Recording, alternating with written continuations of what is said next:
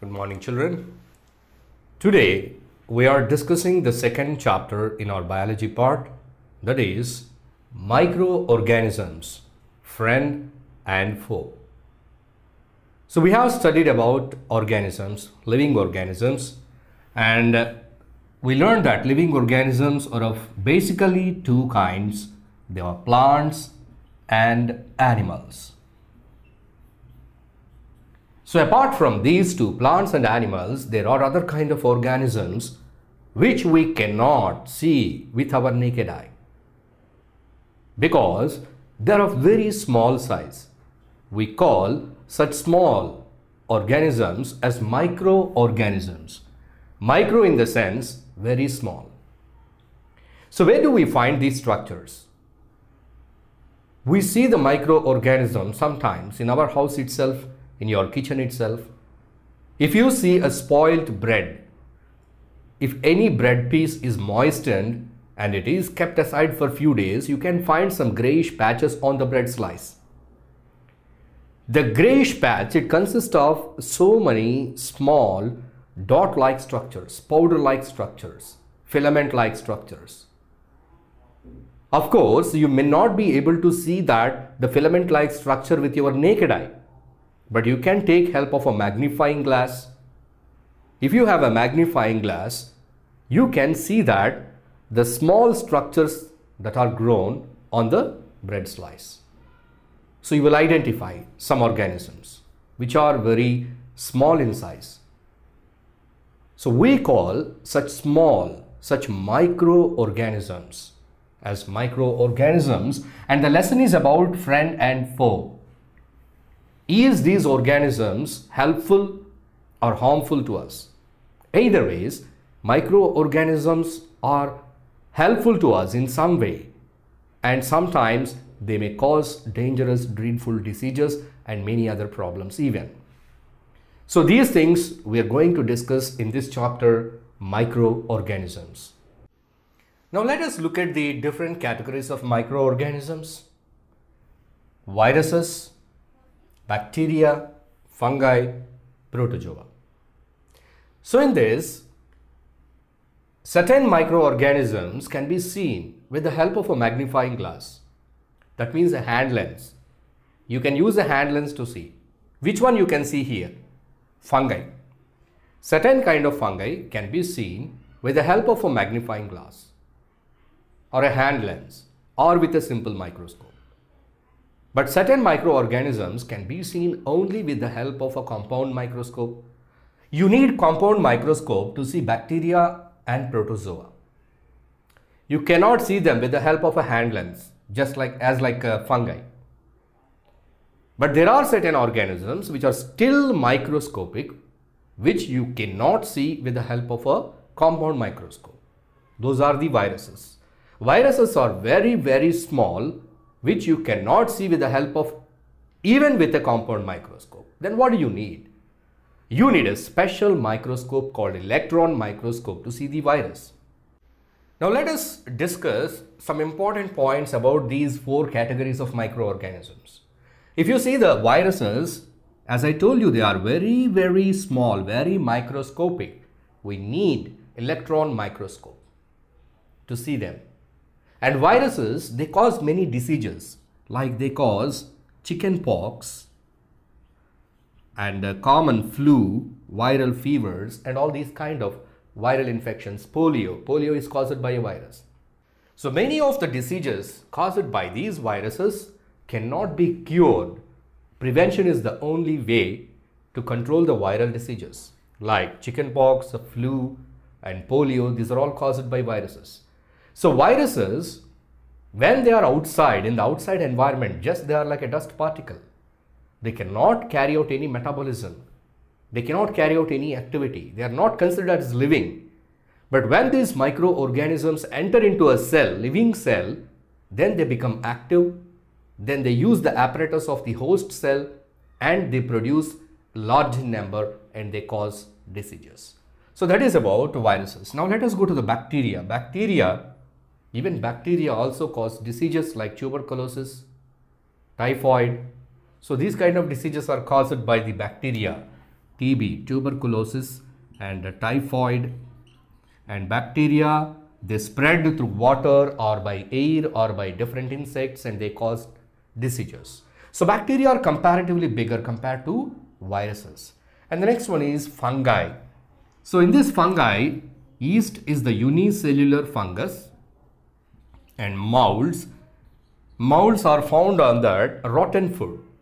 We discussed that the moist bread slice, if it is left undisturbed in a warm place for some time, we find that certain growth is found on the bread slice, that is mold. So mold and yeast are the fungus, and many of the fungus also cause certain skin diseases and many other problems. Now see the protozoa. The protozoans are the microorganisms, even they also cause diseases. They cause the diseases like malaria. Malaria is caused by a protozoa, and elephantiasis. Elephantiasis is caused by protozoan. So they cause different diseases. Protozoans are much bigger compared to this bacteria. So these are the different microorganisms. Now let us see, where do we find these microorganisms? Where do they live? Where do we find microorganisms? Microorganisms are omnipresent. Omnipresent. What does this mean? Omnipresent. They are present everywhere. Microorganisms, they can live on land, they can live in water, they can live in other organisms. See, different plants and animals. So all the plants and animals, they are carrying so many microorganisms with them. Even including you, in your gut, in your digestive system, millions of microorganisms are existing. They are living. That is their habitat, means the place where they live. So microorganisms are there even on our bodies. Microorganisms are found in different varied climatic conditions. Certain microorganisms, they can live even in hot springs, where the temperature is very high, more than 50 degrees centigrade that temperature. So certain microorganisms can withstand the temperature. Certain microorganisms, basically we know that microorganisms cannot resist heat and salinity, that is salt, and that is a very cooling temperature. But there are certain microorganisms which can withstand very high temperature. Microorganisms can live in hot springs, more than 50 degrees Celsius temperature they can live. Certain microorganisms, they live in very cold climatic conditions, icy areas. In ice mountains, certain microorganisms, they are able to live. Certain microorganisms are able to live in very salty conditions. So they can live either in extreme hot, extreme cold, and extreme saline conditions, salty conditions. So they can present at any of the environment. So that is the place where they live. Certain microorganisms, they live with other organisms. They cannot live individually. Certain microorganisms, they can live individually. Again, some organisms, they live in colonies. Say for example, you see fungi, they live in colony, yeast colony. If you see amoeba, amoeba is an individual organism. It doesn't live in colony. Individually it lives, separately it lives in the water. So microorganisms, they live individually or they live in groups as colonies. Certain microorganisms, they can live in the environment. Certain microorganisms, they live only in the other organisms, either on the plants or either on the animals, including human beings. So these are the places where the microorganisms can live. Now let us see the microorganisms and their relation with us. So here we are maintaining a friendly relation, as well as there is certain harm with microorganisms. When we are discussing about diseases, especially infectious diseases, these are caused by microorganisms.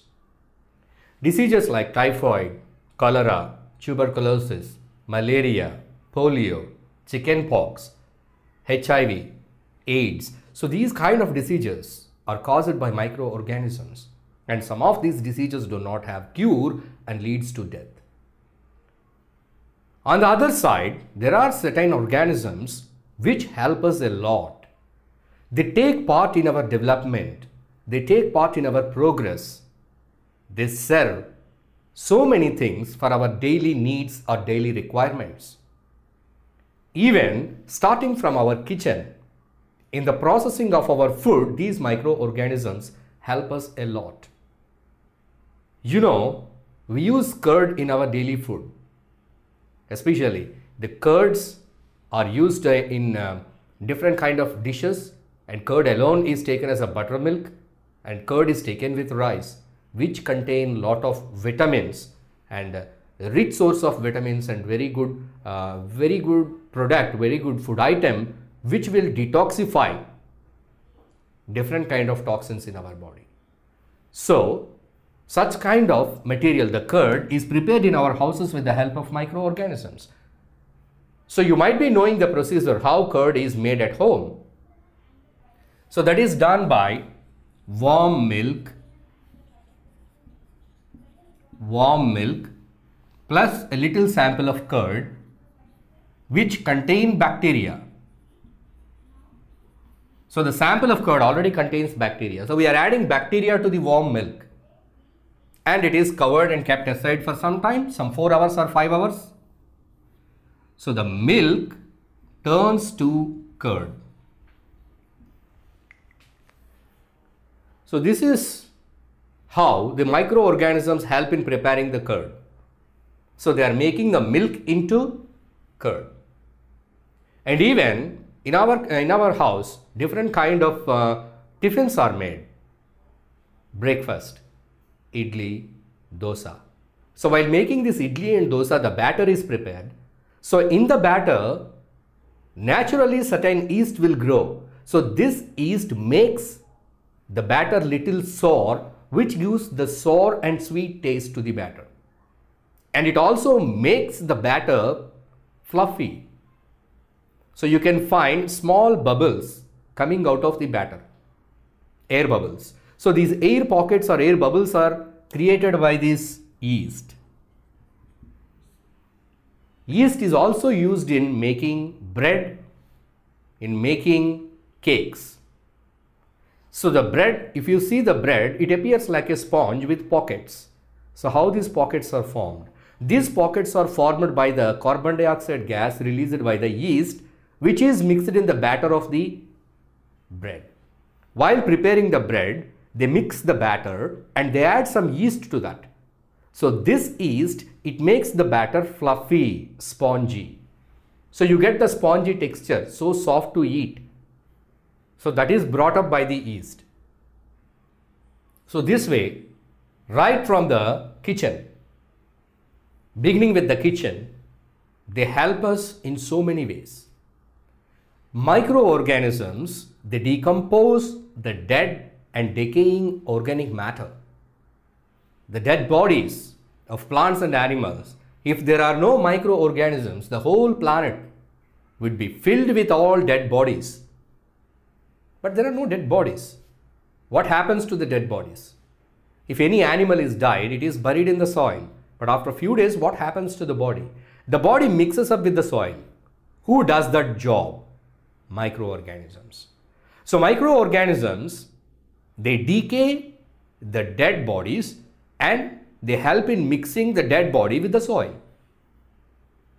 Plants, they shed their leaves.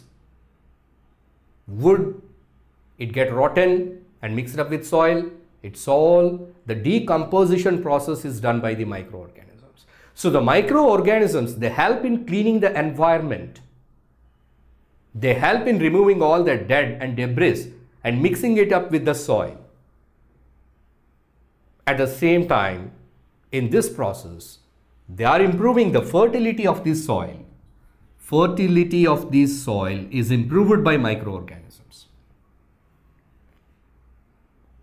So these are the general uses, natural uses, but there are so many scientists who found some more advanced uses, applications with microorganisms.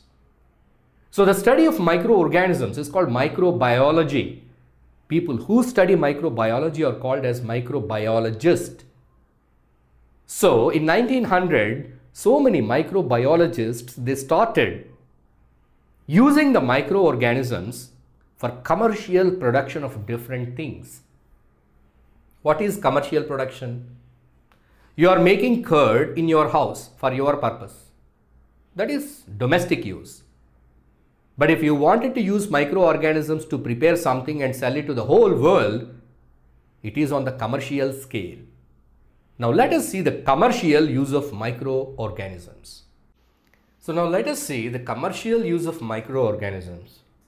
So I told you that the commercial use means production of certain products in a large scale for sale throughout the world. So that is the commercial production. So what are those products that can be manufactured with the help of microorganisms? Here, the most important one is alcohol. And the second one is acetic acid.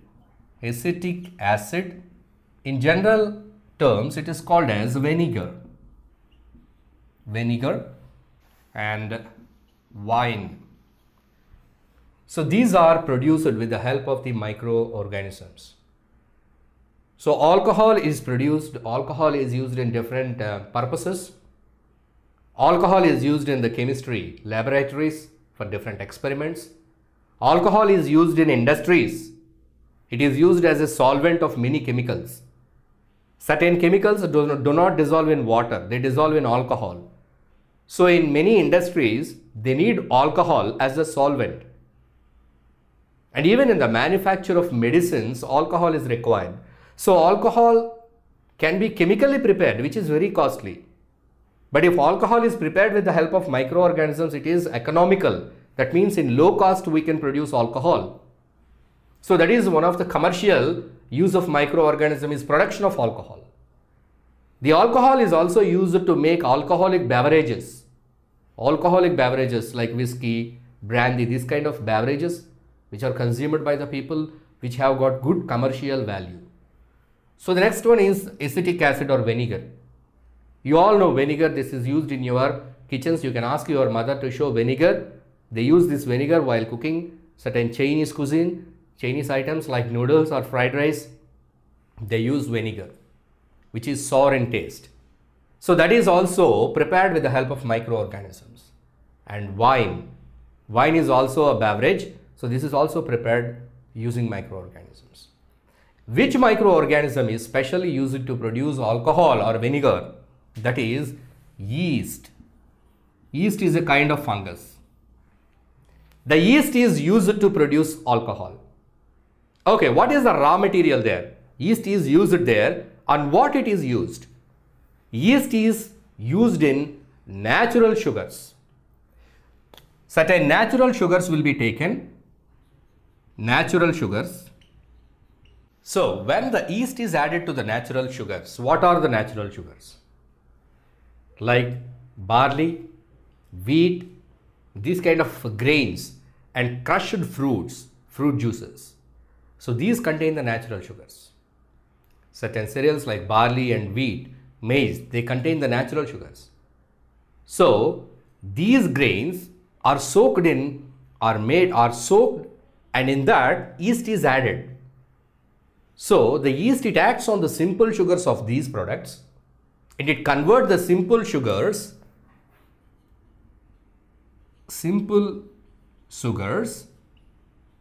to alcohol. Who is doing that? Yeast. And this process is called as fermentation. So fermentation is the process in which the simple sugars are converted to alcohol. It is called as fermentation. So by this fermentation, commercially on a large scale, products like alcohol, acetic acid and wine are produced. Medicinal use of microorganisms. So we learned that microorganisms cause diseases. But here we can make use of microorganisms in controlling diseases. Yes, there are certain materials found in microorganisms. extracted from microorganisms which are used as medicine to cure other disease. Such medicines are called as antibiotics. Antibiotics. So what are antibiotics? Antibiotics are the medicines which are sourced from microorganisms, especially fungi and bacteria. Fungi and bacteria.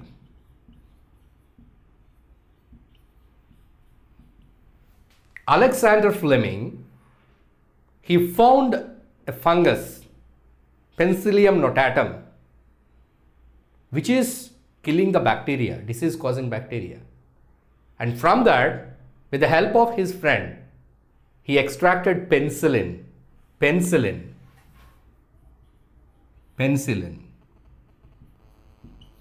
So this penicillin, it was a wonderful antibiotic during World War II. So it saved so many lives. So likewise, there are other antibiotics like streptomycin, tetracycline,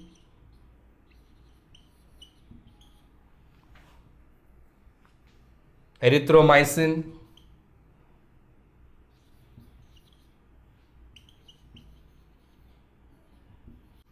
so these are the antibiotics, like examples of antibiotics: streptomycin, tetracycline, erythromycin, penicillin. So all these are the antibiotics which are made from the compounds extracted from the microorganisms. These are used to cure so many diseases. These antibiotics are used to treat so many infections. So this is the medicinal use of microorganisms.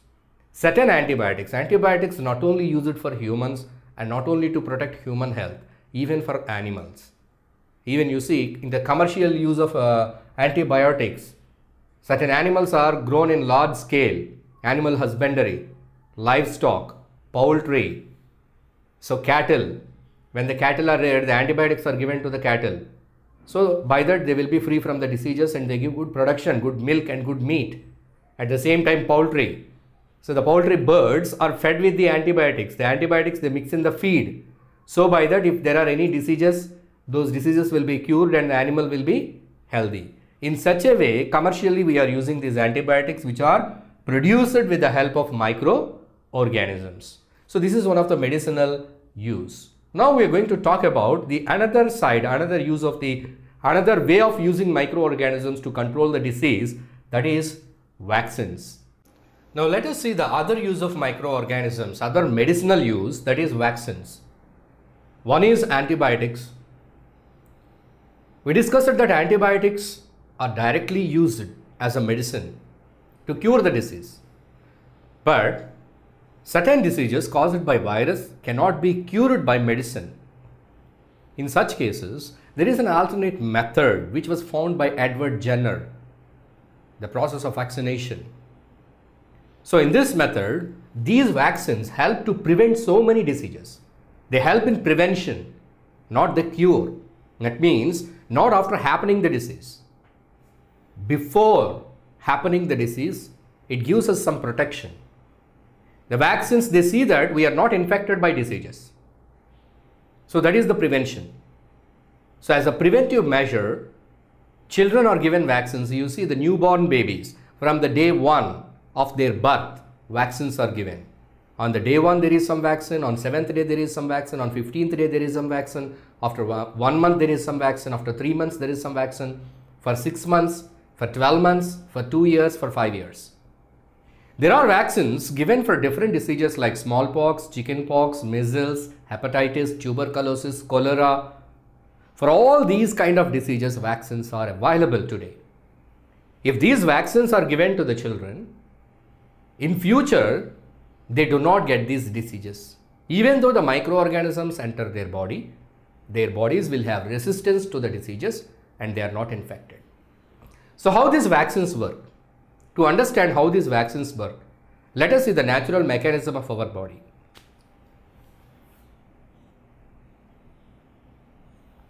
If any foreign particle or microorganisms enter our body, foreign particle or microorganisms may easily enter our body because you are eating your food. Where you are eating your food?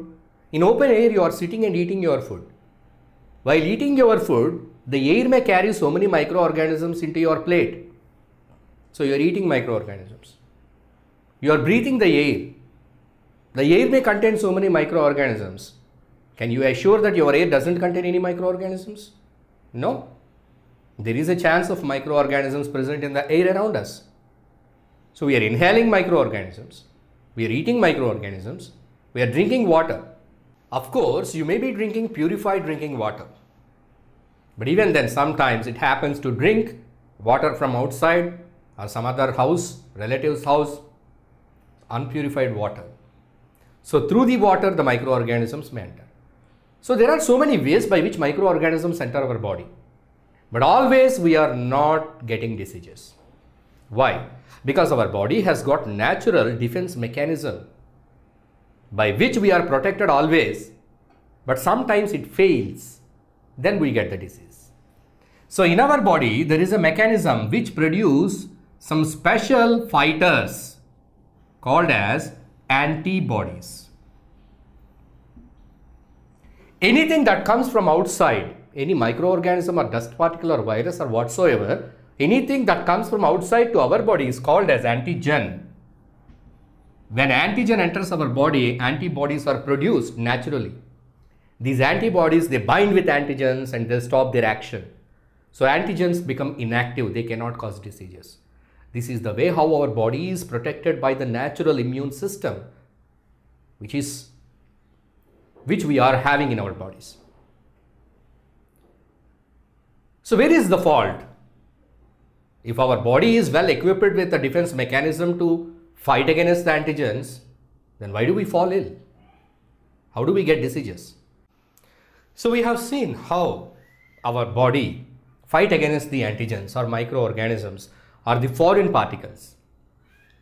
Now we are talking about vaccine. How this vaccine helps us. Vaccines are nothing but the dead or weakened, made weak, attenuated microbes. They are injected into our bodies. They are sent into our bodies. So these are the microorganisms.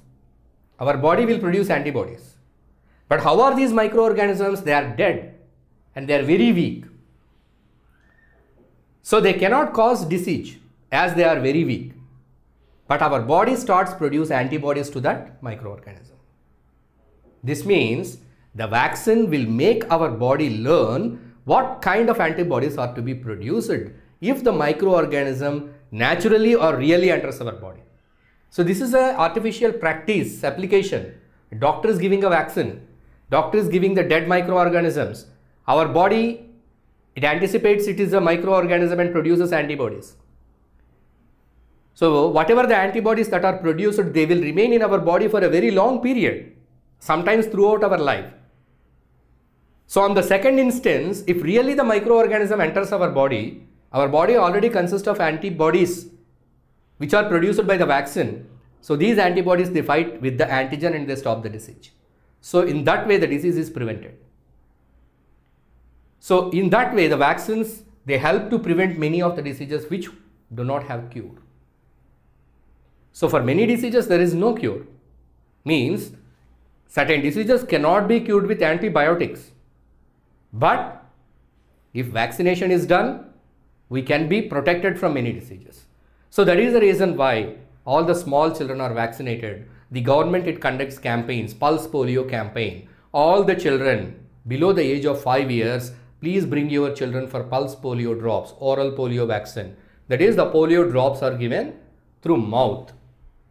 In the same way, in Anganwadi centers, in government hospitals, every time, timely, periodically, for all the small children from the age of 0 days, first day to 3 years, there are so many vaccines are scheduled at first month, third month, sixth month, 8th month, likewise for diseases like tetanus, diseases like hepatitis, typhoid, cholera, dysentery, mumps, measles, polio. For all these kind of diseases, the vaccines are given.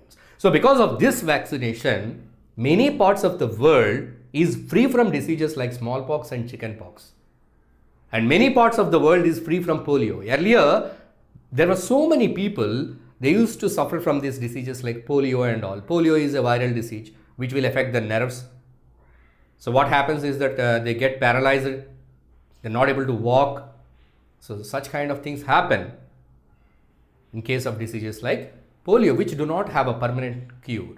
So such kind of dangerous diseases can be prevented by the application of vaccines. So the medical application or medical use of microorganisms is two.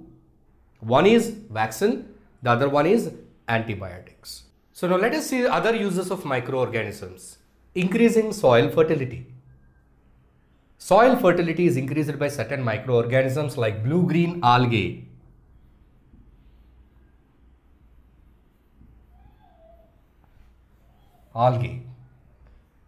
Cyanobacteria.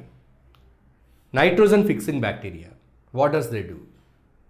Soil fertility, how do we say that this soil is fertile, this soil is not fertile? When the soil contains good amount of nitrogenous compounds, you say the soil is fertile. That is the reason farmers add urea, ammonia, these kind of things to the soil, which are helpful for the growth of plants. So nitrogen is available in the air. Air contains 78% of nitrogen. But plants cannot absorb this nitrogen directly. Then how do the plants get the nitrogen? Plants get the nitrogen in the form of nitrogen salts from the soil. But where is the nitrogen? It is in the air. Then how do it reach the soil? The soil consists of certain bacteria like cyanobacteria, which will fix the atmospheric nitrogen to soil nitrogen. These bacteria are converting the nitrogen in the air to the nitrogenous compounds of the soil. See how much work which others cannot do. How in other way it is not possible. Manually you cannot do that there. It's only possible by that particular creature, the microorganisms. So we can appreciate the unique feature of the microorganisms converting the atmospheric nitrogen into soil nitrogen in the form of nitrogenous compounds. So without that bacteria, the nitrogen cannot be converted to nitrogenous compounds. Of course, there is some other method called like lightning. When lightning happens, it is a physical method. When lightning happens, when there is a lot of electricity is passed in the air from the clouds to soil, in such cases also atmospheric nitrogen is fixed, but it is very limited because it happens at times, not always. But this nitrogen fixing bacteria, so they are doing a great job of converting the atmospheric nitrogen into soil nitrogenous compounds, which are very helpful for the growth of plants. So in this way, bacteria help in increasing the fertility of the soil. Bacteria, they decompose the dead and decaying matter. So in this decomposition process, they are doing two things. One, they are making the soil fertile. Second thing, they are cleaning the environment. Decomposition.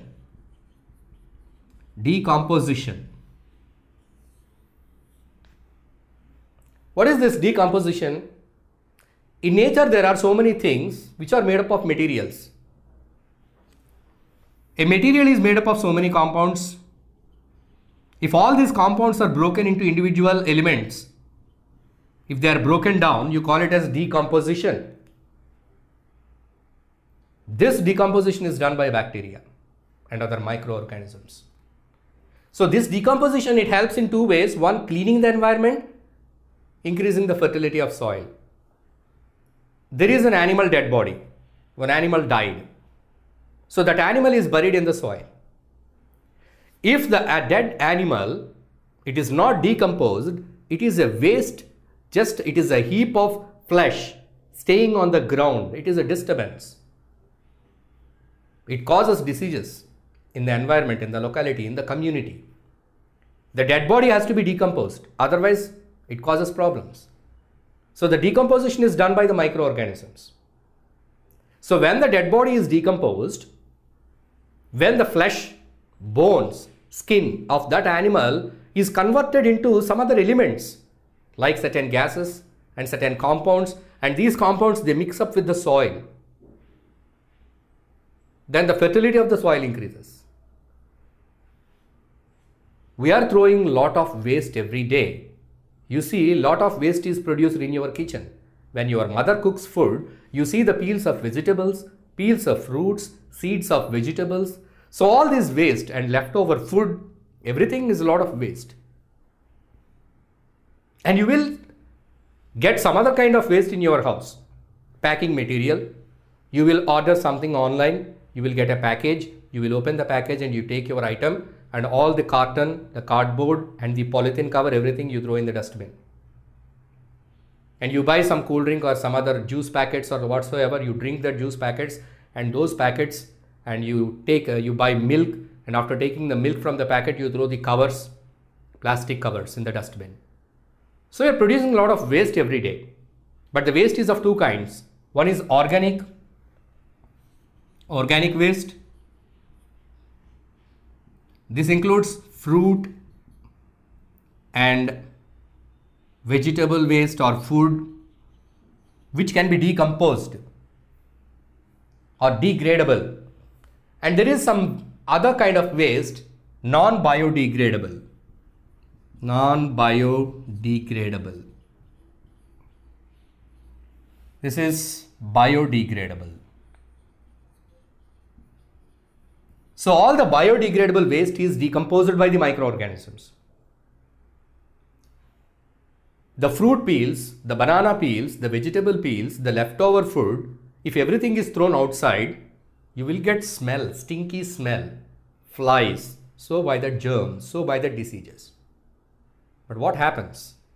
Whatever the biodegradable waste like food waste or fruits or vegetables or whatsoever, cloth and paper, they are decomposed by the microorganisms, and so by that the environment is kept clean. Of course, microorganisms cannot degrade or decompose certain materials like plastic, glass, and certain metals like aluminum cans and these kind of things. So these things are a very big nuisance and a problem to the environment, because as they are not degraded or decomposed by microorganisms, they are left in the soil for a very long period, all the plastic covers and all. But whereas the remaining organic matter or biodegradable materials are decomposed by the microorganisms. So in this way, in all these ways, the microorganisms are helping us a lot. Now, we will see what are the harmful effects of microorganisms. So far we discussed the benefits or the uses of microorganisms. Now let us see what are the harmful effects of the microorganisms. So far we have discussed about the useful microorganisms, the commercial uses of microorganisms and other kind of uses of microorganisms, how they are helpful for us and how we are able to make use of these microorganisms to produce different items which are very important for our day-to-day activities. Now let us see the harmful microorganisms. At the beginning of the lesson, we discussed that microorganisms, they are harmful. At the same time, certain microorganisms are useful. So microorganisms, partly they are friendly to humans, partly they are harmful or dangerous or enemies to humans. So why these microorganisms are harmful? Because certain microorganisms, they cause diseases in plants as well as in animals, including humans. So certain diseases are caused by the microorganisms. So the microorganisms that cause diseases are called as pathogens. Pathogen. Pathogen means which cause disease. Which microorganisms are called as pathogens? The microorganisms which can cause disease either in a plant or in an animal, it is called as a pathogen. Now, let us talk about the disease causing microorganisms in humans. We are going to discuss about certain diseases that are caused by the microorganisms in humans. How these microorganisms cause diseases in humans?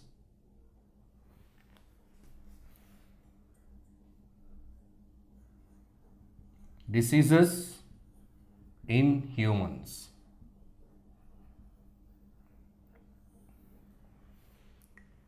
So where are the microorganisms? We discussed earlier, microorganisms are omnipresent. They are present everywhere. They're present in the soil, they're present in the water, they are present in the other milk, food, different places. So the microorganisms, they are very small, they are very light, they are easily carried from place to place by different means. So what are the means? Air is a carrier of microorganisms. Microorganisms are carried by water, and sometimes the food may get contaminated. So primarily air and water, they carry the microorganisms. Somewhere the water is polluted.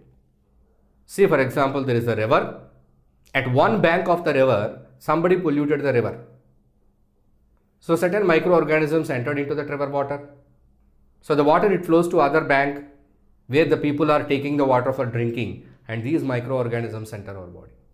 So when you drink unpurified water, contaminated water, then the microorganisms enter our body.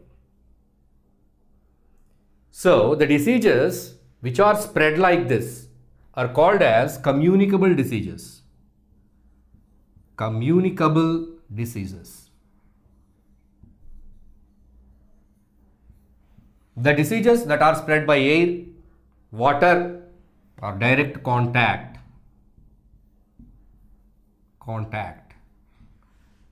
See, somebody has got a cold. So when the nasal fluid is coming out of their nose, they will wipe their nose like this. So it sticks to their finger, the nasal fluid. It dries up. But the virus which is there in the nasal fluid, the virus will be sticking to their fingers. If you give shake hand to the person, so from the hand or the fingers of that person, the virus sticks to your hand. And again, if you keep your hand either at your nose or mouth, or if you eat anything with the hand, then the virus enters your body. So that is by the direct contact. Direct physical contact. So these diseases, the diseases that are spread by air, water, or direct contact are called as communicable diseases. Communicable diseases. So apart from this media, air, water, and direct contact, some other media plays a very important role in spreading the diseases. Spreading the disease causing microorganisms, disease causing pathogens from one to another, from the source to the healthy person. Those are insects. Insects and certain animals. Certain animals, they carry the disease causing organisms in their bodies to humans. Mostly the insects like housefly and mosquitoes. So these two insects, housefly and mosquito, they spread disease causing organisms from the source to the body of a healthy person. Houseflies, they sit on debris, litter, waste, excreta, sewage. So all kind of waste which consists of lot of microorganisms, the stinking waste, the decaying matter, human excreta. So in all these places you see so many flies. So the flies, they sit on this kind of material. The microorganisms stick to the legs of the flies. Again, the same flies, if they sit on the food which is kept uncovered. So uncovered food is very dangerous. You need to cover the food. Even at your kitchen, do not leave any food item in the dish without a lid. It's compulsory that you should cover your food with a lid. And you see, even if you go outside on the roadside stalls, food is sold. Different kind of foods are sold. Samosa are sold and different items are sold. So see that whether they're all properly covered or not. Even you see in a sweet stall, there will be so many sweets. Just observe whether any houseflies into that case or cabin in which they keep the sweets. Sometimes you may find flies. So the flies, they go to the food items. Earlier, where were they? The fly, it might have sat on any dirtiest things which have microorganisms. So there is a possibility if the house flies are falling on the food, they are standing on the food in the sense they are carrying microorganisms to the food. So house flies, they carry disease causing organisms like cholera, diarrhea, dysentery. All these things are happened because of this house flies. So next to house flies, the another dangerous one, mosquitoes. So mosquitoes, they feed on the blood of humans and other animals. When a mosquito, it bites an unhealthy person, the person who is suffering from malaria, this malarial parasite enters the body of the mosquito. If the same mosquito bites another healthy person, the parasite enters the healthy person. That means the mosquito is carrying the germs from a malaria infected person to healthy person. So mosquito bites are very dangerous as they can carry malarial parasites. The female Anopheles mosquito,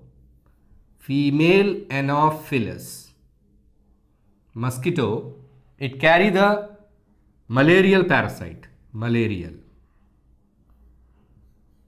And Aedes mosquito, it carries dengue causing pathogens, microorganisms. So these are called as, these insects and animals which are carrying the disease causing organisms are called as carriers. There is a specific name given to them, carriers. What are the carriers? Insects and other animals. Why are they called as carriers? Because they are carrying the disease causing organisms from a dirty place, either from a drainage, either from a toilet, from a place where microorganisms are there, from there to a healthy person. These mosquitoes are there carrying the disease causing organisms from an infected person to a healthy person. So that is the reason they are called as carriers. So to control these diseases like malaria, dengue, what can we do? We have to control the carriers. How can we control the carriers? We have to control the mosquitoes. It is a very big challenge to the mankind. There are so many things invented to control the mosquitoes, but still every day you will be having 2 to 3 stings of mosquitoes. Even though you go for a repellent, you go for a mosquito mat, and you go for a mosquito anti-mosquito ointment, cream applied to your bodies. Despite of all of your efforts, still you will be suffered from mosquito bites, because mosquitoes are growing in a large number, they are breeding in a large number because of certain wrong practices that are followed by us. Where do the mosquitoes breed? The mosquitoes, they breed in the stagnant water. So we people do not take care of the stagnant water, and we have to keep the surroundings clean. Where there is a lot of stagnant water, so in the stagnant water the mosquitoes breed. If you see that there is no stagnant water, that means if you are throwing the empty cans and empty coconut shells onto the roads, if there is any rain, if the rainwater gets stored in that coconut shell, or if the rainwater gets stored in the empty cans, empty tires, so in that stagnant water the mosquitoes breed. So we should see that there is no stagnant water at all. If there is any stagnant water which you cannot clean it, we can spray certain oils like kerosene or diesel, so whether they cannot breed. And we can take other precautions also. So the government, the municipality or the corporation people, they apply some smoke in the evenings to control the mosquito. Anyway, from our side, we should see that there is no stagnant water, and by that we can stop the breeding of mosquitoes. If that is done, we can control the diseases like malaria and dengue, which are caused by the mosquito. So here, mosquito is not the pathogen. Mosquito is a carrier of pathogen. Mosquitoes, they carry the pathogen. So we know the meanings of the different terms we use it here. Pathogen means the microorganisms which cause disease. That is called as a pathogen. It means that all microorganisms are not pathogens. The microorganisms which cause disease are called pathogens. The diseases that spread from person to person are called as communicable diseases. The diseases that are spread by air, water or direct contact are called communicable diseases. Certain diseases are spread by insects and animals.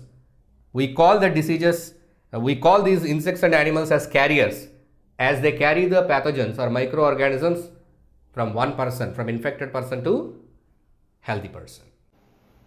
Now let us see different kind of diseases that are caused by the microorganisms in humans.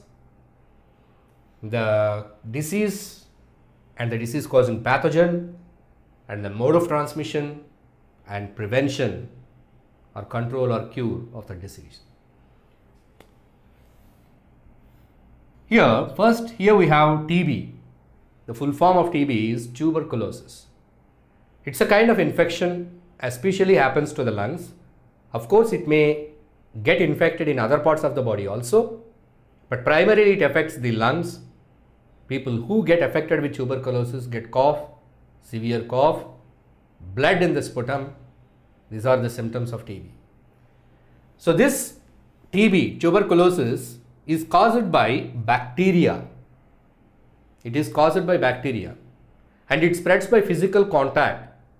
Say if any person is suffering from tuberculosis, if he spits or coughs, if the spit particles, when he is sneezing, coughing or spitting, the spit particles, if they come in contact with our nose or mouth or they fall on the food, if they enter our body, the disease causing organisms enter our body and may cause tuberculosis.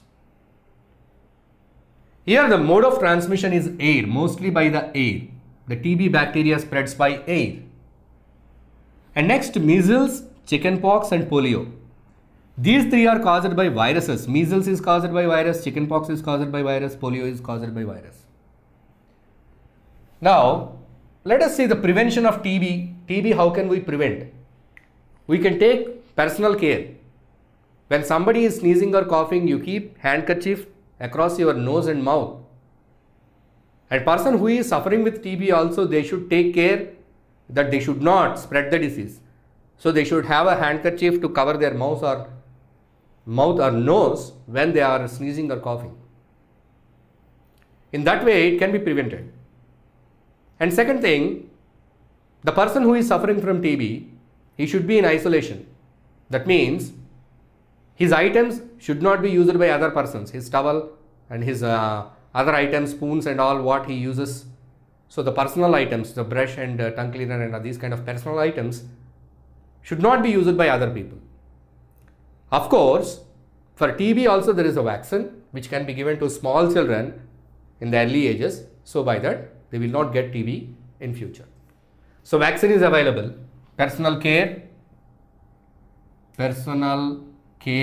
isolation, vaccine. If you look at the other diseases like measles, chickenpox and polio, what is common in these three? They are caused by virus. I already told you that viral diseases cannot be cured because the medicines cannot directly act on viruses, work on viruses. It's very complicated because viruses do not have their own metabolism. So here, these three diseases also spread by air. Air is the medium which spread these measles, chickenpox and polio. But how can we prevent that? Again, vaccine. Vaccines are available for measles, chickenpox and polio, which are given to the small children at an age of 6 months or 12 months or 18 months. These vaccine doses are given to the small children. And oral polio vaccines are given up to 5 years of age. So by that the polio can be prevented. So here prevention is the measure. And these four diseases, TB, measles, chickenpox and polio, they are spread by the air.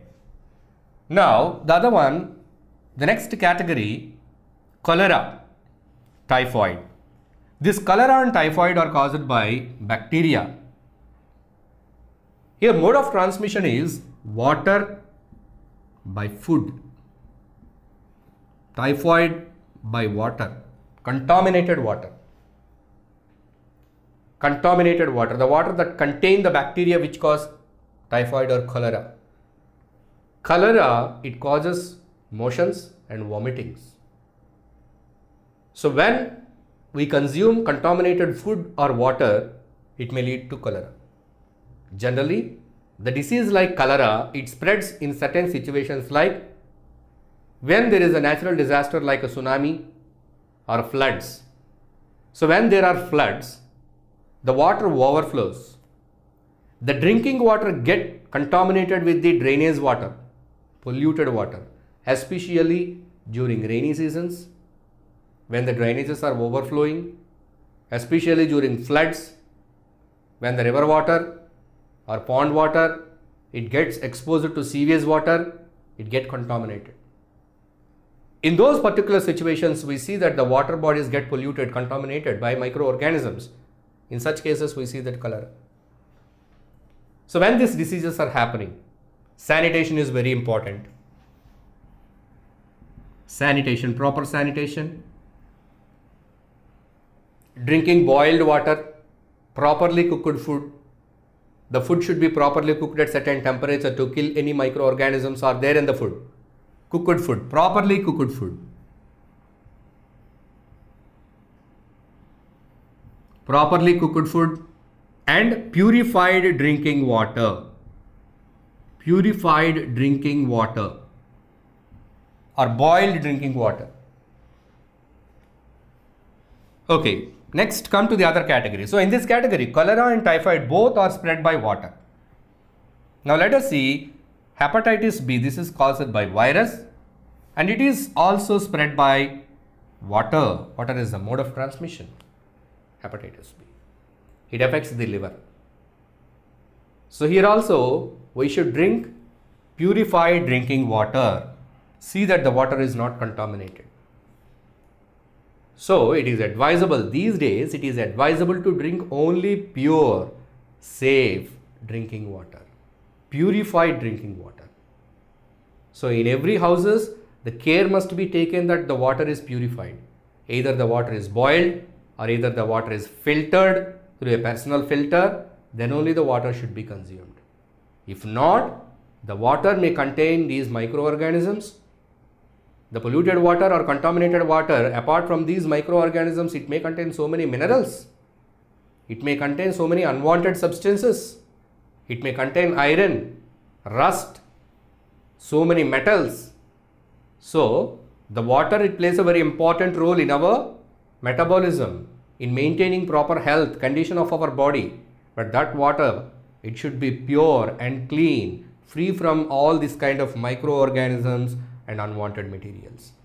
So drinking pure water is very, very important to maintain good health. It is a very good preventive measure to control most of these diseases as they are spread by the contaminated water. And finally here we have malaria. Malaria is caused by a pathogen protozoa. So this protozoa, how this malaria is spread? By mosquitoes. Mosquitoes. So what do we do here? I already told you the mosquito population has to be controlled. That means we should see that there is no stagnant water at all. If you do not provide a ground for breeding, mosquitoes cannot breed, they cannot grow. It means you should see that there is no stagnant water in and around your surroundings. So you control the mosquito population. So we have seen certain diseases that are caused by microorganisms in humans. So microorganisms, they cause diseases not only in humans, they cause diseases even in animals as well as in plants. In cattle, foot and mouth disease is caused by bacteria in cattle. Likewise, so many diseases are caused in poultry, in fishes, and for prawns. So these diseases are controlled by applying different vaccines and antibiotics. So now let us see certain plant diseases and the pathogen and mode of transmission. Here, citrus canker is a disease. It is caused by bacteria and the mode of transmission is air. And rust of wheat disease is caused by fungus, and here the transmission is either by air or by seeds, contaminated seeds. and the other one yellow-vein mosaic of okra, bindi, and it is caused by virus and it is spread by insects. So these are the example from which we can see how the diseases like citrus canker or rust of wheat or yellow-vein mosaic of okra, how they are transmitted, the mode of transmission, and what pathogen causes this disease. So by this we can understand that microorganisms, they cause diseases in animals, in humans, as well as in plants. Now let us see the another topic, food poisoning. So what is this food poisoning? Microorganisms, they feed on the uncovered food or cooked food or the food items which are like exposed to air and to moisture. See, we eat food, we prepare our breakfast, lunch and dinner. When they are hot, we serve them and we eat. It is a best practice to eat the freshly cooked food items. And if you bought some fruits or vegetables, you do not leave them outside. What do? You store them in a refrigerator, because if they are left outside, there is a chance by certain fungus, the fruit and vegetables may get spoiled. So they lose their nutritive value and they may be contaminated. Eating such contaminated food, eating such spoiled food leads to food poisoning. Food poisoning is a condition which causes illness in the humans. So always we should eat proper food, that is fresh food. Even though it is cooked or uncooked food, it should be fresh. If it is contaminated by microorganisms, it leads to food poisoning. It causes severe illness. Sometimes it may cause death also. So there are certain symptoms. Immediately you get stomach pain, you may get vomitings, you may get shivering, nervousness, and these kind of symptoms are shown. And finally, sometimes it may lead to death also. Immediately the person has to be treated for the food poisoning. Because when the food is spoiled by microorganisms, the microorganisms, they use the nutrients in the food and they produce toxins. These toxins, sometimes they are very much poisonous, harmful. If they are mixed up with our blood, they may lead to death also. So food should be properly preserved. The first best practice is don't preserve the food. If you get the food fresh, cook it, eat it. That's all. Preservation is the second option. Sometimes when the food is plenty and you want only little, the remaining food you cannot waste. You cannot throw it out, because we should not waste the food. So the second option is storing the food properly. That is called as food preservation. There are different techniques by which we can store the food. The best practice and well-known practice is that refrigerator. Everything we throw in the refrigerator. So everybody will be having this big box in their houses. Whatsoever the food item it is, whether it is a packed food, you brought some packed food, you opened the packet and you consumed some food, and remaining packet is thrown in the refrigerator. And you buy some vegetables, you buy some fruits, and you drink some milk, and remaining milk is kept in the refrigerator. So everything, liquid, solids, all packed foods, processed foods, cooked foods, uncooked foods, semi-cooked foods, everything we store in refrigerator. It's a common place where you can preserve the food, but it does not guarantee that the food is completely preserved properly, and it does not guarantee that the food will totally have its complete nutritive value. The food may lose its nutritive value. Sometimes it may get even contaminated. So even in the refrigerator also, you need to take certain precautions, properly covered, properly packed, properly placed, then only you can. But anyway, this is the most easiest and convenient way of preserving food, is using a refrigerator. Even in a refrigerator, you can preserve the items, certain food items, only for certain period. Certain food items can be preserved for very long time by other methods. Now we are going to look at different methods of food preservation. So now let us see the different techniques of food preservation. So food, when it is in excess, surplus, plenty, it has to be properly stored and it should be protected from the attack of microorganisms. Otherwise, the food gets spoiled, and if such food is consumed, it leads to food poisoning. So how can we preserve the food? First, let us see the chemical method. By the application of certain chemicals, we can preserve the food. The basic household chemicals like salt, sugar, and oils are used to preserve certain food items. Mangoes are made into pickles and can be preserved for years. The raw mangoes are cut into pieces and they are kept in salt, chili powder and oil. So in this combination, it will prevent the attack of microorganisms and the pickles are preserved for a long time. So apart from that salt or sugar, certain chemicals are used to preserve the food, especially sodium benzoate, sodium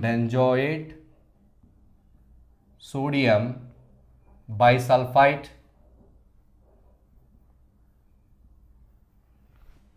they are the certain chemicals which are used to preserve the food items like jams and squashes. They are used. Of course, there are so many different kind of chemicals. Preservatives are used to preserve the pre-processed food items or semi-cooked food items. Nowadays, if you go for a mall, there you find different kind of food items in different state. You find raw food items, you find semi-cooked food items. So they are using preservatives, right? So the next one, common salt. Common salt. Salt is used to preserve different food items. Salt is used to preserve mango, salted mangoes, fish, salted fish, prawns, salted prawns.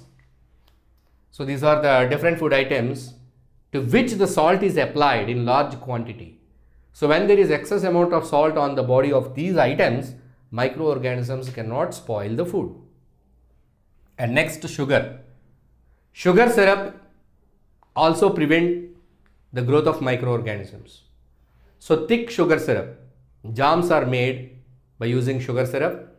Any sweets that are made using the thick sugar syrup, they are not easily getting spoiled by the microorganisms because the thick sugar syrup, whatever the thick sugar syrup, it will not allow the growth of microorganisms. And next is oil and vinegars. Oils are used in pickles. When a pickle is prepared, they use plenty of oil. They see that the pickle is totally covered by oil, a layer of oil. It does not allow the microorganisms to spoil the food item. At the same time, vinegar is also mixed up with certain food items. See, for example, generally, basically, this is mixed up with ginger garlic paste. Ginger garlic paste. So this paste is made using ginger plus garlic ground into a paste which is used in dishes, but it gets spoiled. To avoid the spoilage of ginger and garlic, vinegar is added. Likewise, for many of the foods, vinegar is added. Even in pickles also vinegar is added. So it will prevent the growth of microorganisms. The other one is cold and heat treatment.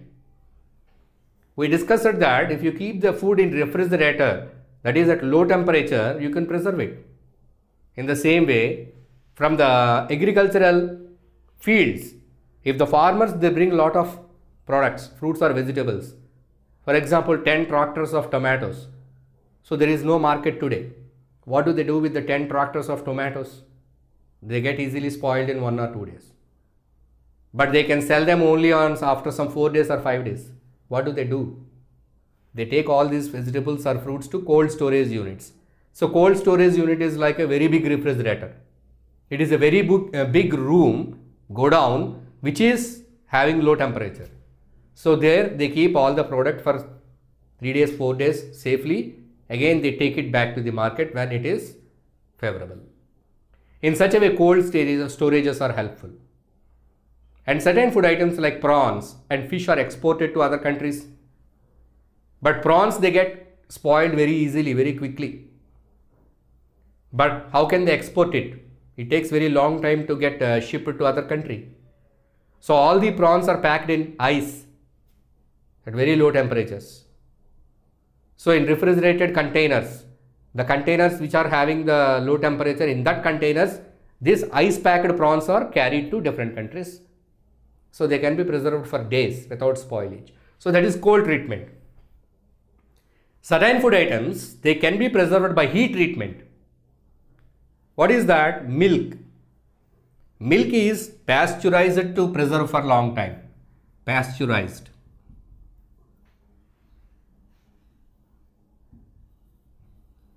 What is pasteurization? Boiling the milk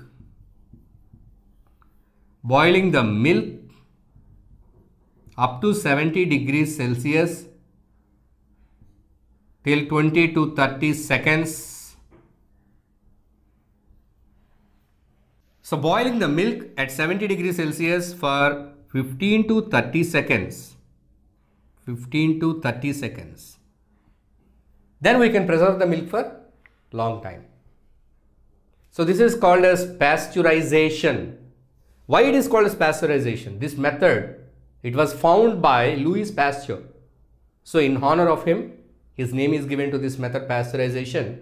What is pasteurization? Boiling the milk to 70 degrees Celsius, 15 to 30 seconds of time is maintained when the milk is at 70 degrees Celsius. So the milk is boiled at 70 degrees Celsius, 15 to 30 seconds, then it is cooled. So by that the milk is preserved for a long time. In this way the milk can be supplied to different places. So in the meantime the milk does not get spoiled. So this is the heat treatment. And what is the last method here? We have seen the chemical method, common salt, sugar, oil and vinegar, cold and heat treatments. Now storage and packing.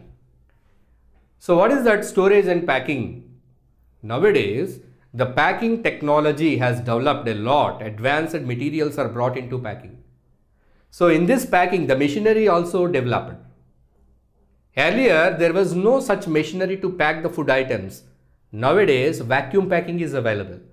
Vacuum packing in the sense, when the food is dry, the food is packed in a cover and the air present in the cover is removed. So there is no air. In a airless condition, the food is packed, so it is not spoiled by microbes. It is called vacuum packing. Tetra packing, 6-layer packing. 6 layers of different materials, they pack the food. So no organisms can enter into the food item. Even milk, fruit juices, and many of the items are packed in such a way. So with the advancement of the packing technology, the food items are packed in such materials in which the food is not spoiled and preserved for a very long time. So this is the era of packed food. If you go to market, everything you find it in a packet format. Even the curries, even the rice, even the biryani, whatsoever which you cook at home or at hotels, it is all available in the form of a packet. The only thing you need to do is just get the packet, open it, just heat it and have it. So all these are very instant foods. So here the food is pre-cooked and it is preserved with certain chemicals. After adding certain chemicals, proper packing is done, and after proper packing, that is stored at proper temperature. All these techniques, most of these techniques are applied to make the food, cooked foods, instantly cooked foods available to us, so that we are making use of this technology. But if something somewhere it goes wrong, so the packing technology is very well developed, but if you see that the packing has got a leakage, the food may get spoiled. In the same way, excessive usage of chemicals to preserve the food is not good for health. And preserved foods, of course, they may not be getting spoiled, but they may carry certain kind of, different kind of viruses. So the techniques must be properly applied. Whatever the different techniques are there, they should be properly applied. Proper standards are to be maintained in applying all these techniques. And there should be proper quantity limits. So the food authorities, the government authorities should inspect that whether they are properly using proper preservatives or not, in proper quantity or not. Of course, otherwise they may damage the health of the public. See, we see so many pickles packed pickles packed food items, we see the preservative is added. Preservative number 0902 is added. We don't know what is that 0902. We don't have any information with us. So that should be the concern of the government to take care of the health. So the food preservation methods are to prevent the food getting spoiled by microorganisms. So these methods, they help us to avoid the wastage of food and preserve the food for the further use. But the best choice is that eating fresh food, fresh fruits, fresh vegetables, fresh green leafy vegetables, fresh nuts, fresh milk, everything fresh, it will be having its 100% nutritive value.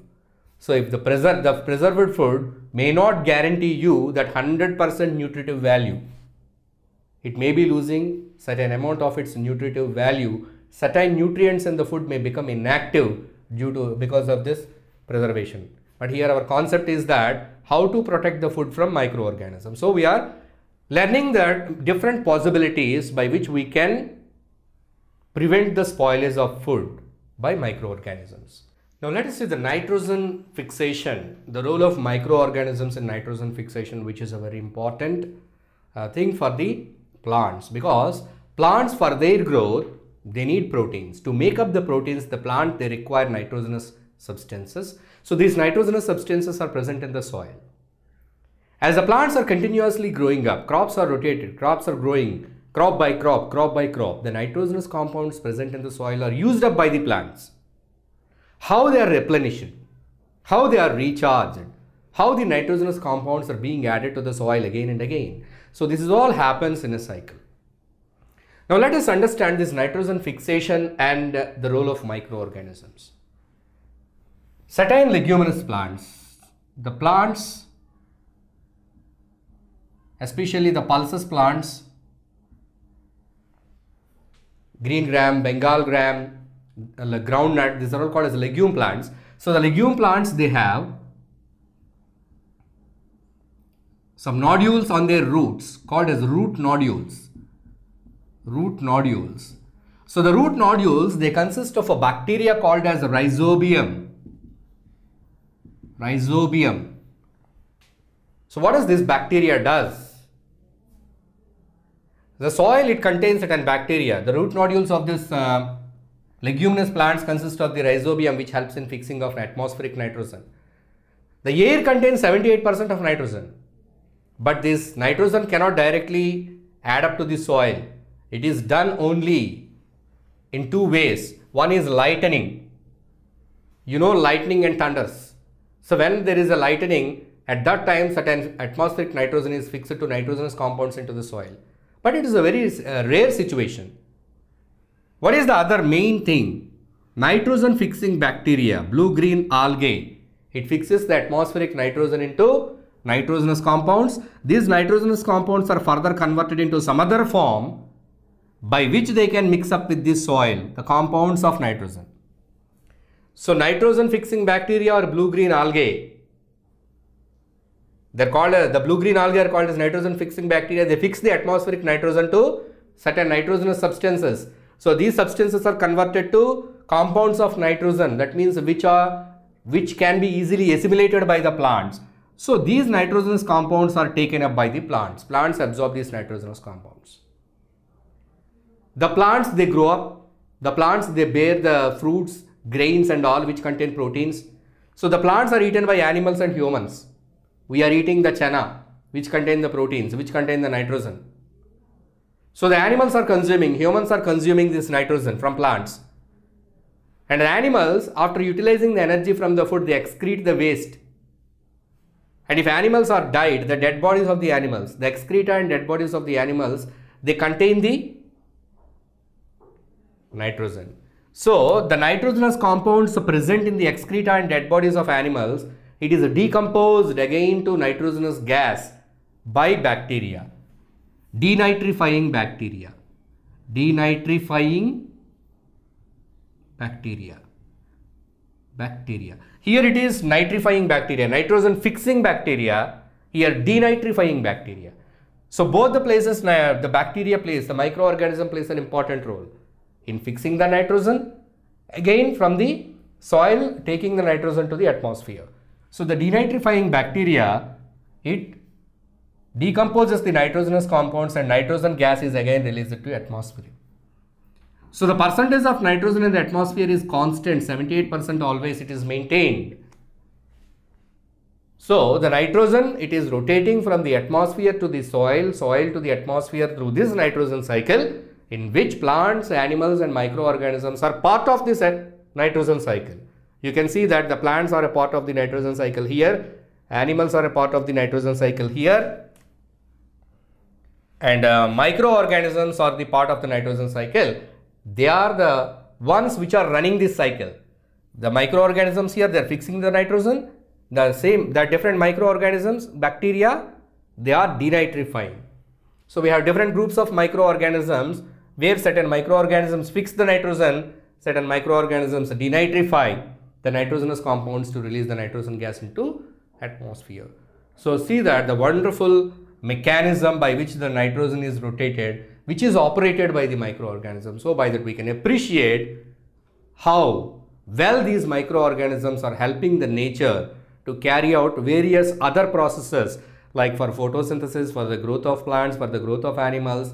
So see that how all the other organisms, the living structure of the other organisms is connected to this microorganisms. So the microorganisms are very much helpful for the animals and plants as well as humans, and of course we see certain microorganisms causing diseases and preventive measures. So we conclude that microorganisms, they are friendly, they are our friends. At the same time, certain microorganisms are our enemies, but somehow with the advancement of science and technology, we have studied about them, and we started making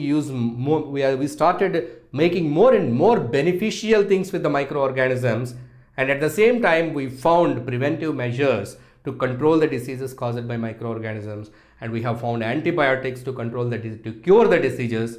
So we have got complete knowledge of the microorganisms, and with that knowledge we are able to protect or preserve the food items not getting spoiled by microorganisms, and the study of microorganisms is called as a microbiology. So when you study the microbiology, you will get the complete knowledge about the microorganisms.